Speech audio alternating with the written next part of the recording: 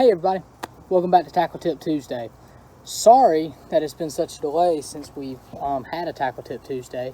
Some of you know, some of you don't. Me and my wife have been in the process of moving to Pennsylvania, moving into a new house, getting everything organized there, and it's just been hectic. Life's been crazy, so the videos kind of fell by the wayside, but things are getting calmed down now. I'm trying to do some more of them.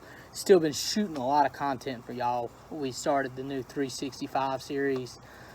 We've posted, I think, 2 videos off of that, and there'll be much more of those to come. Those are going to be predominantly covering tournament fishing, maybe a little bit of hunting, whatever we want to do. But I've still been fishing a lot. I've had the opportunity to do something because I'm in Pennsylvania now that I've never had before, and that's smallmouth fish, which is a totally different world than I grew up in, which was, you know, flipping, pitching, deep diving crankbait, spinner baits for big largemouth, you know, 5 pound plus largemouth is what you're targeting.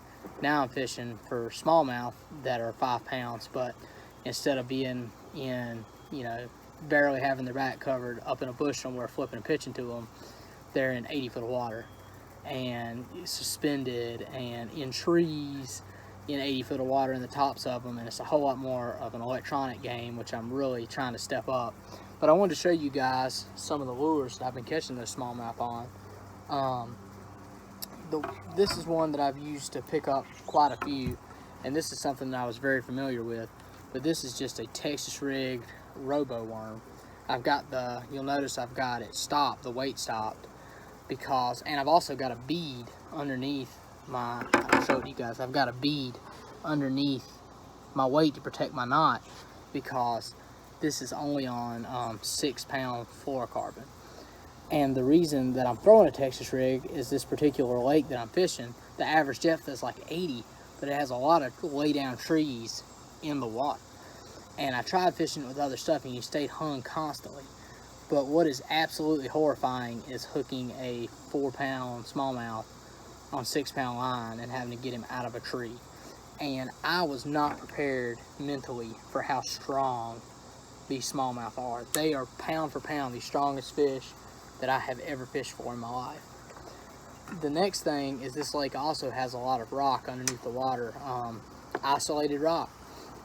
And I've been throwing a Ned rig and using about a 6 foot rod. I like a little shorter rod on a Ned rig. Ned rig's not something I've thrown a lot, but just a little Senko style worm. I've got 8 pound braid to 6 pound test and really light tackle, but that's helped me pick up a couple extra bites. I started doing that last year, largemouth fishing, just trying to fill out limits or pick up a couple quick bites if I, you know, knew there was a lot of fish around. But by far the bait what I've used the most is a drop shot. And you know, fishing water this deep and was something totally different for me, and understanding how smallmouth worked was something totally different for me. My first instinct was from Carolina rigging, which is what I want, constant bottom contact, and I want to get that thing down to the bottom as fast as possible. And I was using a real heavy drop shot weight. What I've learned is that I want the smallest drop shot weight that I can get away with. This is about an 1/8 ounce drop shot weight. And what it is smallmouth are primarily sight feeders. So that drop shot sliding right by them doesn't necessarily do a whole lot. I want them to have a chance to see it all the way down, because a lot of these fish are suspended, so they may actually fall it down or pick it up before it even gets to the bottom. The next thing that I learned is that smallmouth are also really keying on scent, and I've been catching a lot of these fish on the power bait, Berkeley power bait, and this is a watermelon candy hitworm. And I know everybody's sick of hearing about power bait. I get nothing from power bait. It has just outfished 10 to 1 every other bait that I have used up here fishing for smallmouth. But that drop shot has definitely been the key. I'm throwing it on a specialized drop shot rod that I actually got from a friend of mine.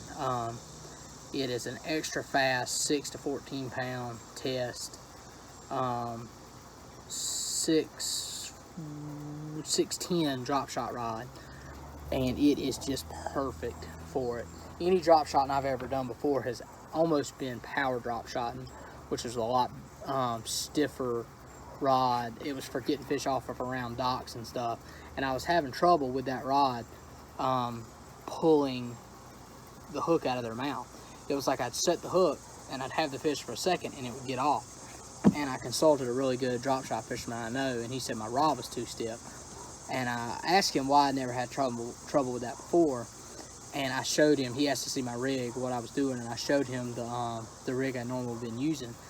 And I was using a whole lot bigger hook before, and also a whole lot stiffer rod, and it was getting away from the get that fish out from under the dock. It was, I only used it on really tough days, and having the right rig and the right setup is really, really important. And I'm learning. We're gonna put a whole lot more smallmouth videos on here for you guys.